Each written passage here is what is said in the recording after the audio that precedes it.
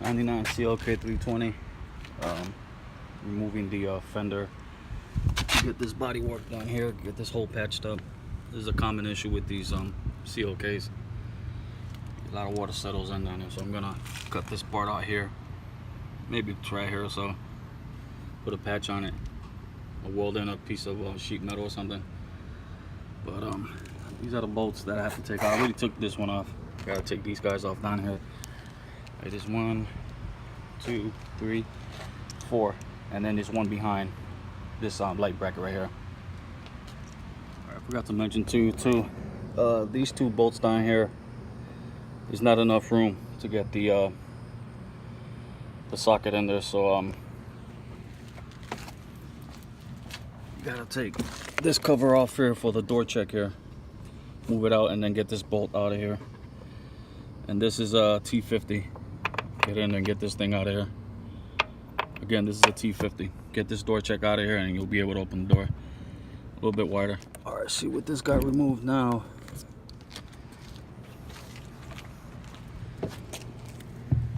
See this? Now you have more access to this bolt here. See that? So, all right, so I got the bolts out. See right here, it's already off already. But you gotta put this bolt back on if you want to close the door again, because if not, this is just a pain in the ass. So just put it back on.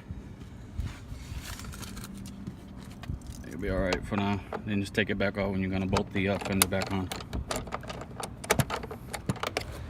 All right, there's I know you can make out. Remember this bolt right here? Behind here, there's a bolt, and there's a couple of more bolts that go under here. This part of the fender here. For this thing to come off. It's hard to see with the camera, but it's in the back there somewhere. All right, so there's one bolt that's at the very end down there. I don't know if you can see it, but you have to get behind here somehow and pull this molding off. Again, you're getting behind here, behind this lower half, upper half of the bumper here. You're gonna reach behind here and get behind this molding right here. Squeeze this tab up here, maybe this one here, and the bottom one on the bottom, and that one over here. You squeeze them and you pull this out. And the I don't know if you can see this bolt right there, that one right there, that long one. That's the one that holds the bottom half of this fender on. It's a bitch to do, man, but the hardest part is trying to get through this mud guard here, so you get all scratched up, man. But you can do it. Get this get this harness off, and get in there and get that bolt off right there. Fender will come off. All right, so there's a bolt here at the front of the fender here too that it's a real bitch to get to. You gotta, once you loosen these two bolts from this part of the fender to this part of the bumper here, there's a bolt up here in the front here. I don't know if you can make out right there. So you want to put something in there, put something like plastic or something, for you won't, you know, jack up your bumper and scratch your fender or whatever. And just pull it down just enough carefully so that you can get the socket in there and pull this bolt out here. All right, so now I got the bumper off. This is what it looks like here. All this is gonna get cleaned out here. Clean all this rust out here. Shoot some epoxy primer on there. Keep this rust from spreading. Get all this crap cleaned out. Other than that, everything's in good condition. Air box is good. All right, so they're in good shape. All right, so see what we got here. This is the back side of the bumper. Yeah, this is where the cancer is right here.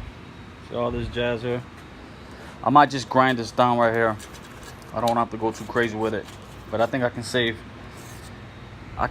this maybe from here. This is just dirt, but from here, maybe this right here I can save too if I just sand it down. But I definitely have to cut right here, across, maybe down to right here and down, just a little patch. And then throw this sheet metal on there. And like I said, I'm not gonna try to get all retarded about this. Just a little patch right here.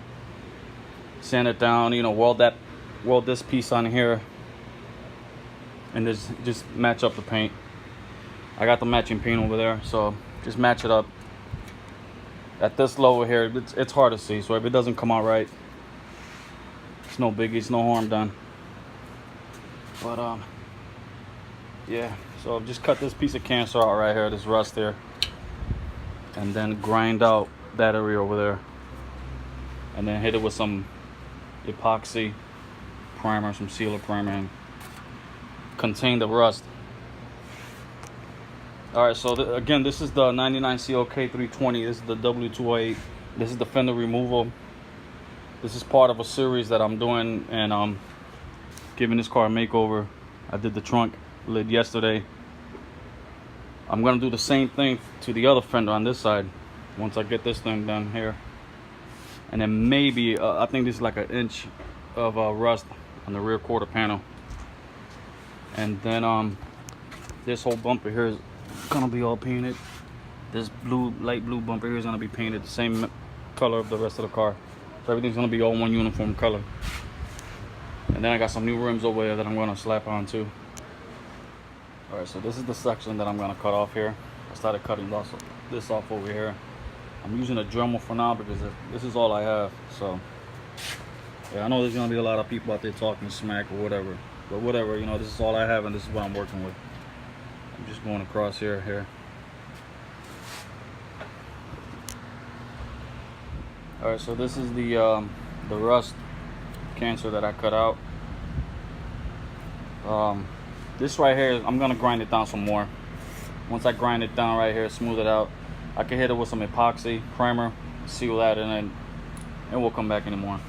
It'll convert this over to it'll stop the rust. So I'm not even worried about it. This part right here, this curvature here, I elected to leave it on there. I'm gonna try to see if I can try to get this as small a bead, a bead as possible on here. So I won't have to bother forming this over, because that's gonna be a pain in the butt to do. So, but again, this is the part that I cut off here. Again, I did it with this small Dremel here because I don't have wheel cutter. So I'm gonna probably go get one today or something like that, invest in one. But cut it out perfectly. So I was gonna try to fiberglass it, but I'm not even gonna bother with it. I got some sheet metal there, so just get that thing tacked on this here, and then hit it with a light coat of Bondo and smooth it out. The back, everything behind here is perfect. There's no rust back here. The rust actually stopped right here. You can see. So I went about 1 inch, ½ inch up. So I'm satisfied with the way it came out here. The real contest is gonna come now when I cut this part out. I'll probably match it up to this here, outline it with this here, and then get it on. I got the piece cut out already. This is it right here. You see right here, it fits in here perfectly. And this is the same gauge. I think this is I'm not mistaken. I think this is 20 gauge or something. But this is the part here. It fits in here perfectly.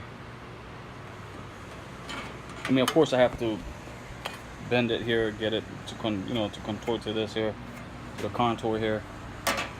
And once I tack it here and here, here and here, I can hold it in place, and then I can measure right here where I'm gonna bend and take this on the form right here. But it's looking good so far. All right, what I'm doing now here is I'm shaping the contour to this now. I already got this part here. I got this part here in the corner here. I don't know if you can make out. I got that shape already to this contour right here. Now I'm doing this part here. I'm bending this contour here to this here. And that's being done right here.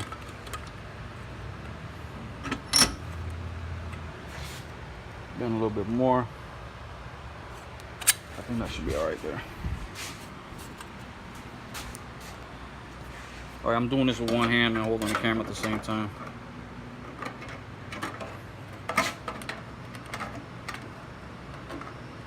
Yep, that's perfect. See that right there? Now I gotta do this part down here. All right, I'll be back. So I got this sheet metal cut out here. Gotta cut the sides and it's perfect. See right there? Yeah, this will be pushed in. No biggie right here. So you can see it's a perfect fit. All right, so I'm gonna tack this in here and then give it a light bead. I'm not gonna go too crazy. I'm using size 23 wire on this. This is light sheet metal. So you can see it's a perfect fit. Right, so I got everything tacked in. Everything is locked in place. There's a little gap right here, man, but that's all right, man. I'll weld it across. No biggie. I gotta tap this down a little bit more over here. It's got like a tiny little lip there, but overall it's looking real good. I mean, it looks half-assed now, but once I get it all welded in, ground down, and then primed, like I said, you have to like really bend over and look at it to see the imperfections. But it's gonna be good for who it's for, which is me. So like I said before, this car's gonna die with me. So it's no biggie. Yeah, I know it looks half-assed right now, man, but it's got good penetration. Got a couple of half-assed pinholes here, man, but nothing Bondo can't fix. So she came out pretty good. I threw some Bondo on here. It looks a little half-assed over here because that's what happens when people come up to you, start talking to you. You get distracted and you gotta move quick when it comes to Bondo. But I got a good couple of coats on there. It's gonna get all sanded down and then primed, masked off and primed. But she's all right. It's no biggie. All right, so I gave it the final coat of Bondo. So it didn't come out perfect. I mean, you can still feel a little low spot, a little high spot here, but like I said, you gotta like really bend over and really stare at it. Once I prime it and then hit it with a little primer filler, sand it down again, it'll fill in all those little imperfections. And then like I said, from here down, I'll match it up to the paint, which is the black opal 40, I think it's 48, 45, 20. I know that paint code like the back of my hand. So you know, you feather it and wet sand it, color sand it, you won't even tell. I have to notch a little spot in here, a little corner here, because see this right here, lines up, so it's hitting this part right here, so I have to notch. I forgot about that, so I'll just cut this part out right here so this can fit in here. So other than that, she's good to go. I'm gonna prime her. Here's the finished product. It didn't come out too bad. It's still a little wet with the primer, but all this was already encapsulated with the primer sealer. That thing came out pretty good. And then once I match it up with the paint, I'm gonna paint these moldings too around the car. So I'll paint from here down, from here, and then feather it up this way. So overall, it came out pretty good compared to how it was before. Yeah, all right, so fender's back on. You see the holes perfectly patched up. Fender, everything lined up. It's all dirty now from fingerprints and dust and stuff like that, but I'll get it cleaned up. But this right here is irking the hell out of me, man. It's not lining up. I don't know what the hell is back there, man, but you know, fuck it. Not even gonna mess with it. Never fails, man. Anytime you remove a bumper or put a new fender on, it's never gonna line up right the way it was before, even if it's the original part. But it is what it is. All the lines are perfect. All the lines here, all the lines here, everything is to spec. So now tomorrow I'll get this molding back on. I'll get that molding on tomorrow, and then wash it and then match the paint. And then this guy's coming next right here. See this little bubbling right here? I don't know, I might use Papa Dent for that, whatever. That was from that kid's face plant. But yeah, this side is done. Tomorrow I'm gonna do the other side, the other fender. The other fender is gonna be the same as this here, same deal.